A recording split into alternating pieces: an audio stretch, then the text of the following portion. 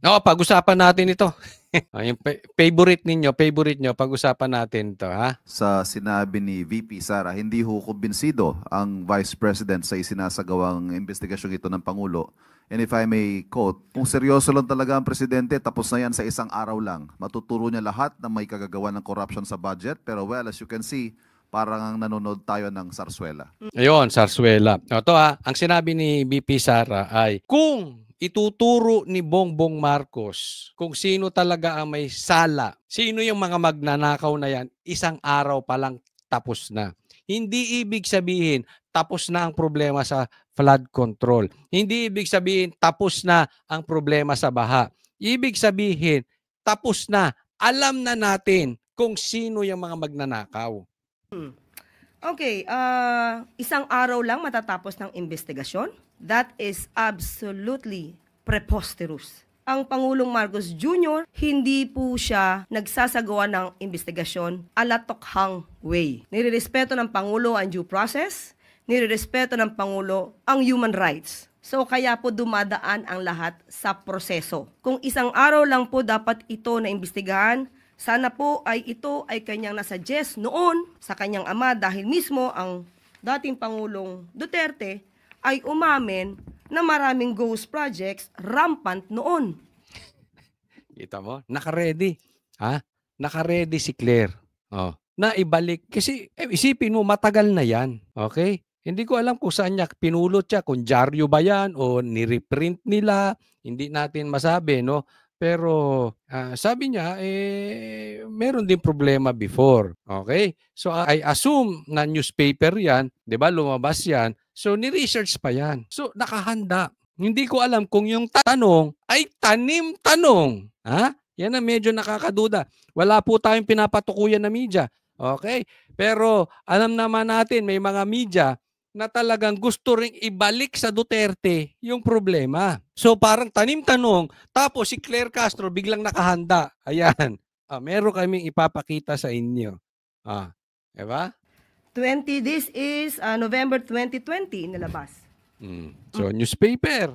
Pero may nasibak bang secretary ng DPWH sa panahon niya? Ito puntahan natin, ha? So muli, ang pag-iimbestigang ito para natin dyan.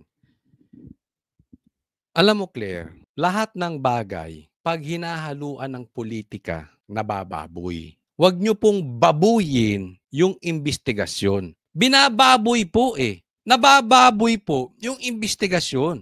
Dahil sa kababuyang ginagawa ninyo. Ang problema natin yung baha ngayon. Bakit Duterte na naman? Sabi, kasi nagsimula yun noon. Let's assume, okay? Let's assume, ha? Hindi ko sinasabi. Pero for discussion purposes, para mapag-usapan natin. Halimbawa, may pagkukulang din si PRRD patungkol doon sa baha before. Bakit? Idadamay natin ngayon. Wala na ba talagang sense of responsibilities itong si Bongbong Marcos? Kaya alam mo, sa totoo lang, naniniwala ako, walang patutunguhan itong investigasyon ng Executive Department. Walang papatunguhan itong investigasyon ng Kamara patungkol sa flood control. Ang pupwede lang na meron talagang patunguhan na investigasyon patungkol sa flood control projects ay sa Senado. Kasi kita mo naman, sa Kamara, ayaw tawagin si Saldico, ayaw tawagin si Magalong. Ito namang Malacanang, itong si Bongbong Marcos, wala nang bukang bibig, Duterte na naman. Halimbawa, bukas, sa labas ninyo, bumaha. Paano mo susolusyonan? Sisihin mo si PRRD? Sige nga. O let's assume may kasalanan din si PRRD noon. Di ikulong nyo. Kinulong nyo na nga nang hindi dumaan sa due process Now, here you are, talking about due process. Di ba? Ikinidnap nga si PRRD. Dapat yun, dumaan muna sa korte natin bago dinala sa deheg. Ngayon, ang lakas ng loob mo. You hypocrites. You people are hypocrites. Ang lakas ng loob ninyo talking about due process. Nabababoy May problema tayo sa baha ngayon. Namamatay ang mga tao ngayon. Tapos ang solusyon nyo, ang investigasyon nyo, nakatuon sa Duterte. Ang bababoy nyo Hindi kaya naman nakakainis? Ang bababoy.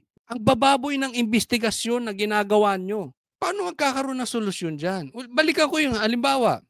Bukas, paglabas ko sa bahay ko, may baha. Anong aasahan ko? Tawag ako sa inyo? Ano sasagot nyo sa akin? Eh 2016 pa nagsimula yan, kasalanan niya ni PRR. Pambihira kayo, may baha sa harapan ko. Ang solusyon nyo, sisihin ko si Duterte. Kayo, mga taga Bulacan, mga taga Laguna, kayo may mga baha sa harap ninyo. Pag nagbaha, kanino nyo i-report? Kay PRRD o kay Claire? Sa Malacanang, sa Executive Department? Eh baka sabihin sa inyo, ang rereklamo ninyo, 2016 pa yan. Kasalanan ni PRRD yan, reklamo kayo ng reklamo, mga animal kayo. Baka ganyan ang sabihin sa inyo, di ba? Ang punto lang naman ni BP Sara, simple. Don't even mention the word due process.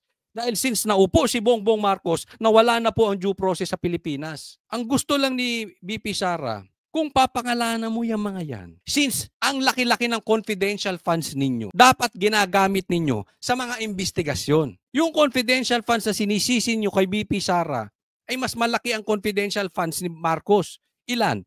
10 times? 100 times? Than the confidential funds of BP Sara? Or 1,000 times? I'm asking you. Ilang ulit ang confidential funds ni Marcos? Tapos hindi kayo makapagturo? Dahil duwag ka, Marcos. Hindi mo kayang ituro sila Saldico. Hindi mo kayang ituro yung pinsan mo. Ang dali naman eh. But si PRRD, naglabas siya ng mga adik. Ang balita nga namin, nasa listahan ka eh. Di ba? Di umano. Let's go straight to the point. Ngayon wala kang mapangalanan? Gusto mo sila magpangalan? Dahil duwag ka. Yan po ang punto ni BP Sara. Kaya Sarsuela eh. Because you know, pinagmalaki mo yung flood control projects. Ngayon nagkaroon ng bulilyaso, naglabasan ng mga korap. To the very least, you are involved. Directly or indirectly. But kung hindi ka involved directly, nadamay ka lang since you are being the leader, huwag ka namang duwag. Turo mo. Dahil alam mo yan. Pwede namang ituro mo eh. Pwede namang pangalanan mo eh. Then saka mo padaanin sa due process. Hindi mo naman ikukulong basta-basta eh. Basta according to my intel, eto sila oh. Eto, dito napunta yung confidential funds. Pwedeng ganun. Being the president, I did my job. Nag-research ako. Eto sila. Imbestigahan nyo yan. Claire, huwag mong itago yung kaduwagan ng boss mo. Responsibilidad niya yun eh. Tapos gusto nyo magpangalan sila Magalong o kung sino-sino. Diba? Let's go straight to the point. Tatanungin ko na rin po kayo mga manonood. Anong silbi ni Bongbong Marcos dyan? Nauubos na pera ng Pilipinas, nababaon na tayo sa utang. Tapos hindi mo makapagpangalan? Then magtatago kayo sa due process? Hindi nyo pinadadaan sa due process.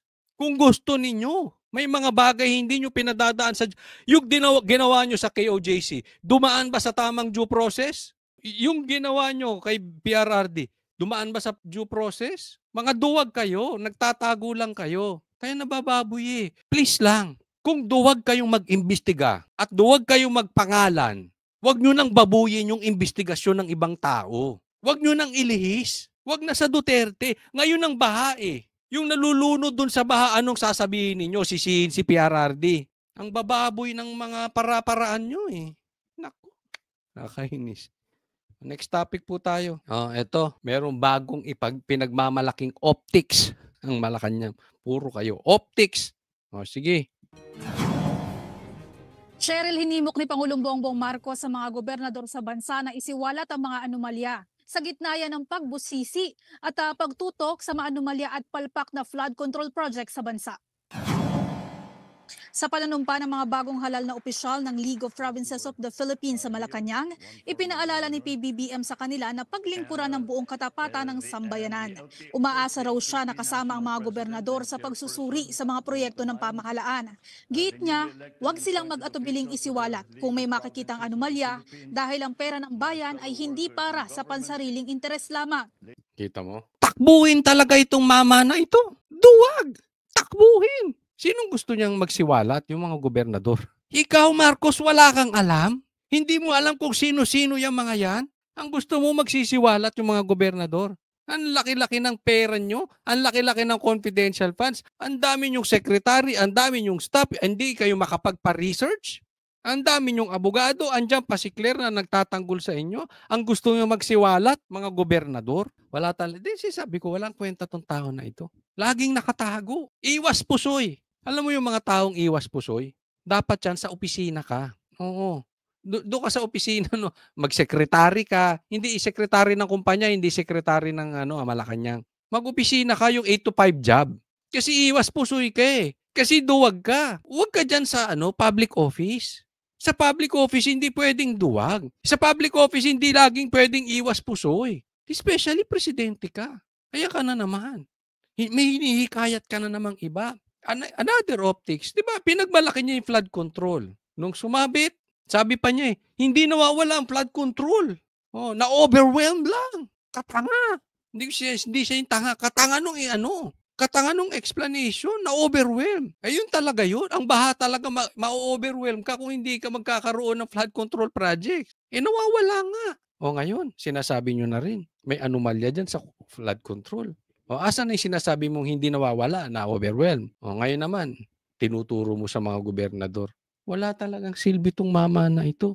Di ba? Hindi, ako sa tingin ko lang talaga, Marcos, malaki ang maitutulong mo sa bansang Pilipinas. You could be the hero.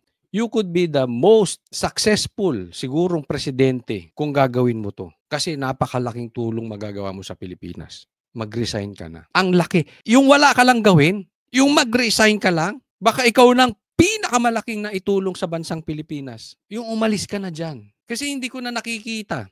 Hindi na nakikita ng taong bayan ano ba talaga silbi mo. Ano ba talaga ang ginagawa mo dyan? Ano pang naiaambag mo sa Pilipinas? Bukod doon sa title. Anong ambag mo? Nagkagulo-gulo Pilipinas You are the worst president. You could be the hero now. You could be the best president. Mag-resign ka lang. Tapos na usapan. Wala ka na yung naitutulong eh. Wala ka nang natutulong. Duwag pa. Pambihirang tao to. Ay, nako. Next topic tayo. Eto, nabuking na kung sino ang nagtatago kay Saldico. Sabi ni Abante, kinontra ang pagpapatawag kay Saldico sa investigasyon sa flood control. I am objecting the motion. Mr. Chairman, I would like to know the reason why. Because I would like to find out if we are going to invite them here. Are they the resource speakers or are they the members of the House of Representatives? Kasi member ka, hindi ka pwedeng basta-basta tanungin lang. Yan ang nila eh. Kabaro natin yan. Are we going to ask them questions? Siyempre! Anong gagawin ni Saldico dyan kung pupunta siya dyan sa investigasyon tas hindi tatanungin? Di ba? Pambihira. Sama sa loob tawagin pastor to parang hindi nag-iisip. Are they going to answer it? I'd like to find out. Ayan. Ito na lang Ang laki ng problema natin dito kay Saldico. At sinasabi nga ni Chanco, bilyon-bilyon po ang nakuha nung kanilang dumaan sa palad ng kanilang party list. Bilyon-bilyon po. Na hindi naman nangyayari doon sa ibang party list. Anong special diyan kila Saldico? At ito si Abante. Remind ko lang kayo, ito si Abante, talo to. Kaya lang nakaupo to because of Garcia. Dinisqualify yung kalaban, so siya pinaupo. Ganyan po katindi. Ngayon, nakikita natin anong purpose. Bakit? Pinagpilitang makaupo to si Abante. Tagapagtago ni Saldico. Protector ni Tambi. Alam mo, hindi, ewan ko, bigyan nyo ako ng rason. Sige, sa mga manunood ko rito, bigyan nyo ako ng rason. Bakit ginagawa ito ni Abante? Kasi meron ako mga natatanggap na mga messages. Alam mo, sabi nila, kasabwat yan, coach, kasabwat yan si Abante. Sabihin ko lang hindi ko sinasabing naniniwala ako or hindi ko sinasabing totoo yun. Kasabwat yan si Abante. Pangalawa, ang sinasabi, may bayad yan. Siyempre, maaambunan yan kay Saldico. Malaki ang nakuha ni Saldico eh. Bilyon-bilyon. Mabigyan mo lang yan ng mga ilang daang milyon, di solve ka na. Isipin mo, from talo, mabigyan ka ng 100 milyon, solve ka na. Di ba? Happy. Hello, Garcia. Happy kayo. Kasi nakaupo ka, di ba? At least nakita ni Garcia, may silbi ka. Pero anong nagiging silbi nito si Abante? Protector. Protector ng Kamara, protector higit sa lahat ni Saldico, protector ni Tambi. Di ba? Tinatago niya. Ako, pag tiningnan mo, pag pinatawag yan, si Saldico, obligado siyang lumutang. So anong ginagawa ni Abante? In short, tinatago niya si Saldico. Directly or indirectly, tinatago niya. Nang dahil sa kanya, hindi mahanap si Saldico. Hindi mapatawag si Saldico. hindi makapag-imbestiga ng maayos. Saan pupunta yung investigasyon ninyo kung hindi nyo patatawag si Saldico? Yun na nga ang problema. Ang laki nga daw ng pagkakasangkot nito si Saldico according to Tiangco. Tapos yung main player ayaw nyo patawag. Anong investigasyon yan? Di ba? Ako napapaisip. Napapaisip ako. Meron kayang tinatago tong si Abante na baho na mabubulgar pag pinatawag si Saldico? Meron ba tong koneksyon sa flood control projects o doon sa mga insertions ng budget? Kasi hindi normal, di ba? Siya lang nag-object, Talagang ayaw niya, di ba? So anong klase 'yun? Anong kinakatakot sa tingin ninyo? Anong kinakatakot ni Abante? May kinakatakot ba siya sa personal niya? Or may kinakatakot siya dahil kaibigan niya si Saldico? Ba't sinasabi mong pastor ka kahit hindi ako believe sa'yo, hindi ako naniniwala na dapat ka maging pastor. Pero ilabas natin yun. That's your personal life. Pero kung being a pastor, dapat kung alam mong may mali, dapat turuan mo na harapin yung kanyang pagkakamali. Kung hindi man totoo, edi harapin niya pa rin. Nang sa ganun, maipaliwanag niya yung sarili niya. Di ba? Hindi naman siya ikukulong eh. Bakit nakatago si Saldico? Bakit ka nagiging kasangkapan sa pagkawala niya na hindi siya matagpuan, hindi siya mapatawag? Or hindi ko alam kung nabigyan to. Hindi ko po kayo pinagbibintangan. Pero hindi po malayo sa pangyayari yun. Napaka-unusual ng galawan ninyo. I-remind lang kita, sir, talo ka na eh. Talo ka. And yet, nakaupo ka. Sana naman, yung posisyon mo magamit ng Diyos sa tamang paraan. Hindi magamit sa kasamaan. Binigyan ka na ng chance eh. Yan pa ginagawa mo. Alam mo yung sinasabi ko. Pastor ka eh. Di ba? Huwag mong sayangin yung pagkakataong binigay sa'yo. Huwag mong sayangin yung second chance mo. Remember, talo ka. Eto, simulan po natin. Magalong. Tinutokso. Ang mga protektor ng mga flood control at anomalyang sa budgetan. Hindi kinailan ni Mayor Magalong na mas komportable siyang magbigay linaw sa House of Representatives. Ayon sa alkalde, bagamat marami ang nag-advise na sa Senado na lamang siya dumalo, mas nakikita niyang mas makabubuti na humarap sa Kamara. Pwede. Alam mo, marami nagsasabi sa akin na nag-advise sa akin na pag sakaling nagkaroon ng hearing, doon na lang ako sa Senate pupunta. Pero alam mo, sabi ko nga na hindi ako gaano makakapag-articulate yan sa Senate kasi friendly forces yun eh. Mas mabuti siguro na pumunta ako doon sa House kasi nandun yung controversial issue. At kung sakaling nagkasabay nga, doon ako sa House pupunta. Nakahanda kami na humarap dyan. At ulitin ko yung sinabi ko, kaya ako gustong pumunta sa House kasi doon naman talaga yung gera. Nangaasar na to, di ba? Pansinin nyo, Abante na duwag. Di ba naghamon siya? Naghamon to si Abante. Pangalanan mo. Di sabi ni Magalong, patawag mo na. Tumanggi si Abante. Magmo-motion ka ba para ipatawag? Hinamon siya kahapon ni Tiangco. Naduwag si Abante, hindi siya pinatawag. Ngayon, inaasar na. Naalala ko tuloy yung mga kabataan natin. Pag hindi pumapalag, nangaasar na. Oy, Abante! Pinagtatawanan ka na. Tambaluslos. Pinagtatawanan ka na ni Magalong. Ayaw niya sa Senado. Kasi friendly daw doon. Mababait ang tao doon. At saka, nandiyadyaan ng gera. Kasi mga busabos mga bardugolero, mga tao dyan sa hindi mo alam kung pinulot sa basura. Hindi po lahat, pero yung iba dyan, parang katulad nila Abante. Diba? Sa bagay, si Abante matapang yan pag vlogger ang kaharap. Pero pag politiko, wala, duwag din yan. Hanggang vlogger lang yan. But anyway, andoon ang totoong gera. Sinasabi na ni Magalong, ito hinto ha, andoon ang kontrobersya. Sinasabi niya. Ibig sabihin, andyan ang magnanakaw. Ibig sabihin, andyan ang mga kurap. Ibig sabihin, andyan yung mga ghost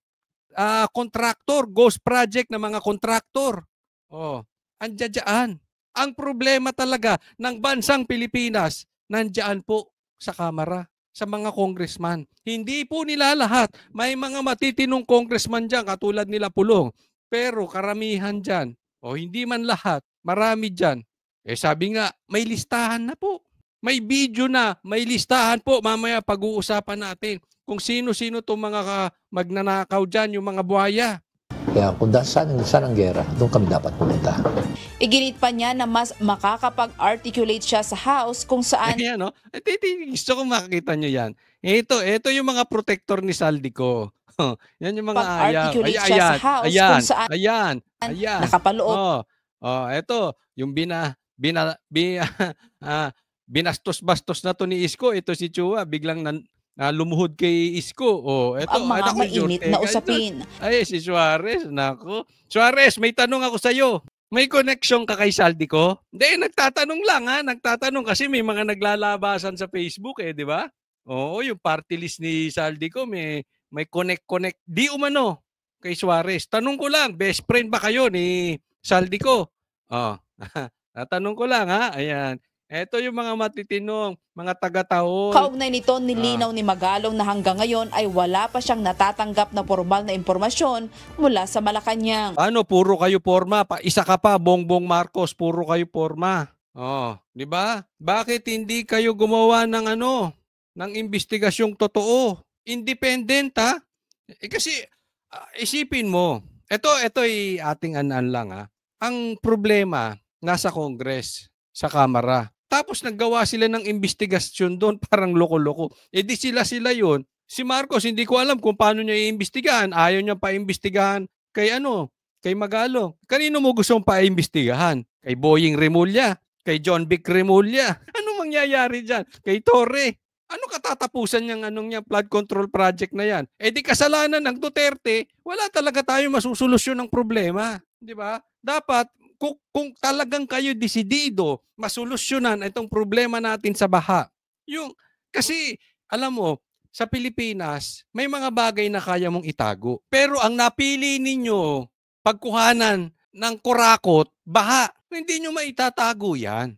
Wala po tayong lokohan dyan. Makikita yan. Isipin mo, ang binabaha, Quezon City. Ang binabaha, Maynila. Ang binabaha, Bulacan. Mag-iimbestiga kayo sa Davao. Para kayong loko-loko nun. Diba? Para kayong tanga nun. Diba? Hindi mo pwede itago. Kontento tao sa Davao Masaya sila dun. Ba't nyo ginagambala? Puntahan nyo yung mga problema.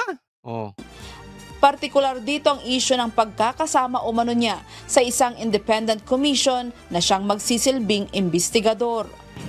Very receptive siya. At the same time, talagang good listener siya. Nakikinig siya talaga. At na-impress naman ako dun sa kanyang determinasyon at conviction. At the same time, yung kanyang commitment talagang i-address talaga itong corruption na nangyayari, especially sa infrastructure projects. Hindi ko alam kung yun ang nagkaroon ng impression sa kanya, kaya niya ako siguro kino-consider dyan sa commission. I haven't received anything yet at the moment. Hindi ko rin alam kung kasama ako dyan sa commission na yan. Subalit, naniniwala ang alkalde na makakatulong ng malaki ang pagbuo ng isang independent commission upang mawala ang anumang pagdududa sa kakalabasang resulta. Ayon kay Magalong, kung mga credible at kilalang individual ang mamumuno dito, mas maniniwala ang publiko sa magiging rekomendasyon ng grupo. Siguro nakita niya talaga yung wisdom na talagang dapat maging independent yung body na mag-iimbestiga. Yun, yan ang dapat. Independent. Kasi hindi po pwede na alam nyo may bahid din dito si Marcos. Bakit? Pinagbalaki niya ito Di ba? Pinagbalaki niya yung flood control. Ngayon, nagka-problema sa baha, tila ang kanyang exit lang ay manisi ng ibang tao. Pero tatandaan mo, Marcos, sino bang pumirma? Sino bang pumirma ng mga budgetan yan? Sino bang nag-agree? Sino bang nagmalaki? Ikaw ang nagmalaki Ikaw, alam mo, being a leader, pagka pumalpak yung grupo mo, hindi ka naghahanap ng ituturo. May pagkakamali ka doon, directly or indirectly. May pagkakamali ka, may pagkukulang ka. So, hindi dapat magpalusot dito si Bongbong Marcos. At hindi niya dapat kukuha siya na mag-iimbestiga na hindi independent. Alam mo, kalokohan lahat ito. Dediretsohin ko po kayo. Kung walang mapaparusahan, walang mananagot dito ng mga congressman, kung puro lang contractor, not even DPWH. Yes, may mga kasalanan yung contractor. Yes, may mga kasalanan yung DPWH. But as for me, Ang talagang demonyo diyan, yung talagang hari ng kalokohan diyan ay yung mga politiko. So kung puro yung mga secondary, second tier, third tier, dapat yung first level, yan talaga ang malaking kinita, yan ang mga kinamkam. Kung walang makukulong na ganon, or walang mapaparusahan, or walang mapapanagot na ganon, lokohan lang. At worst, kung dadalhin nyo na naman sa Duterte, wag nyo pong babuyin, ha? Mag-imbestiga kayo nung talagang kung saan may problema sa baha. Tigilan nyo muna ng politika. Naintindihan niya siguro para magkaroon talaga ng credibility.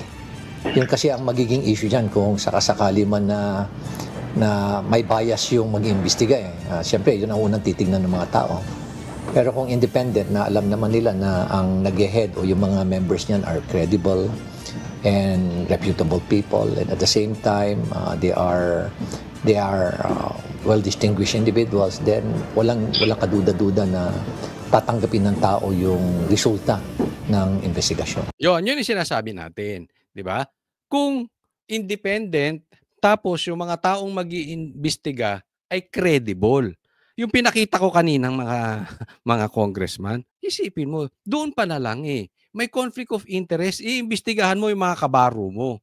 Hindi maganda. Diba? Pangalawa, credible ba yun? Kasi ang usapin dito, hindi yung makapag-imbestiga ka lang. Yung may mema lang, may masabi lang na nag-imbestiga.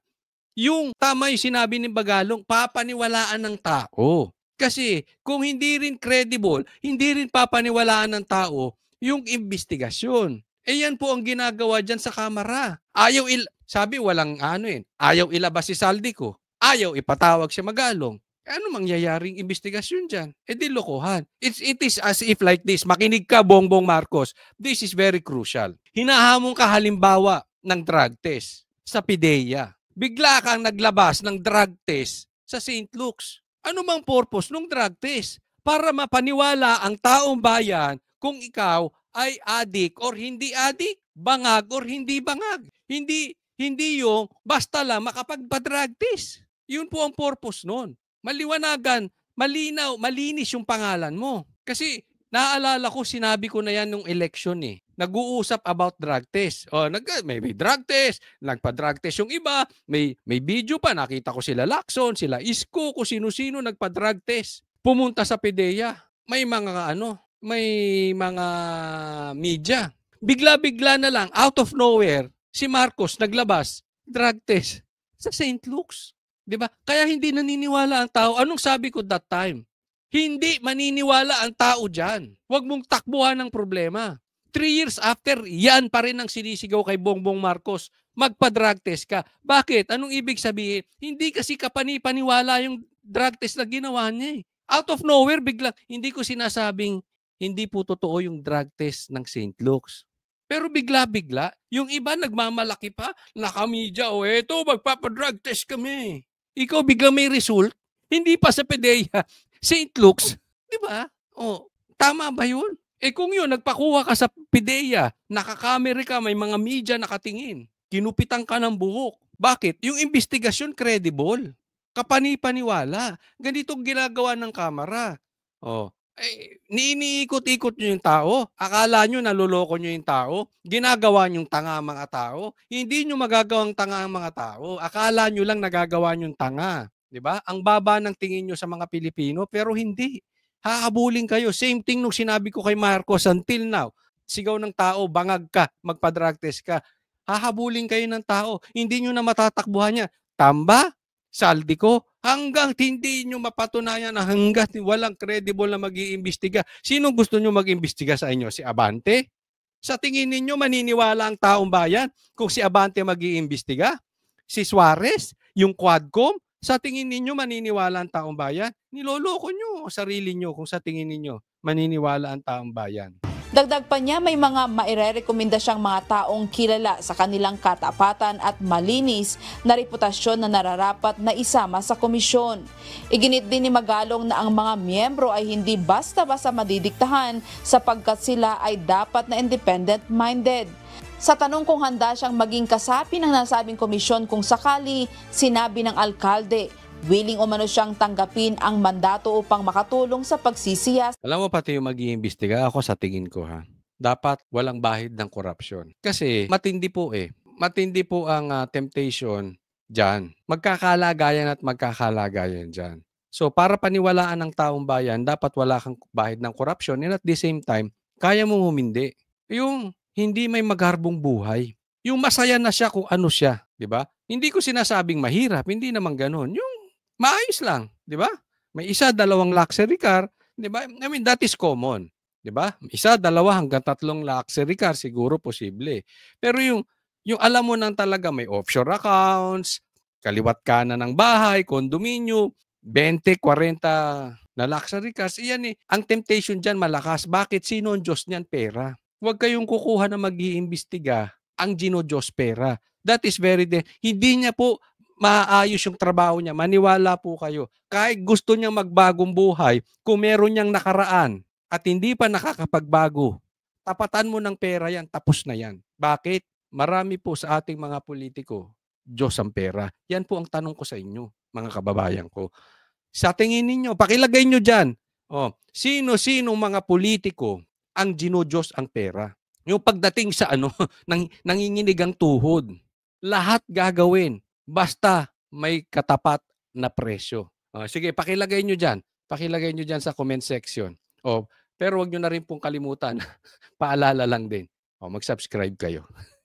Okay, diretso. Hindi lamang sa flood control, kundi sa lahat ng iba pang infrastructure projects na may anomalya. Aminado ang alkalde na mabigat ang trabaho ng isang komisyon, subalit nakahanda siyang gampanan ito kung ito ang kakailanganin ng bayan. Grace. Ayan, sana seryosohin this time ni Marcos, pero palagay ko hindi. This is my opinion. Dawit si Marcos dito. Hindi po pwedeng hindi mananagot din si BBM dito. Meron siyang, again, ulitin ko, meron siyang kasalanan dito, directly or indirectly.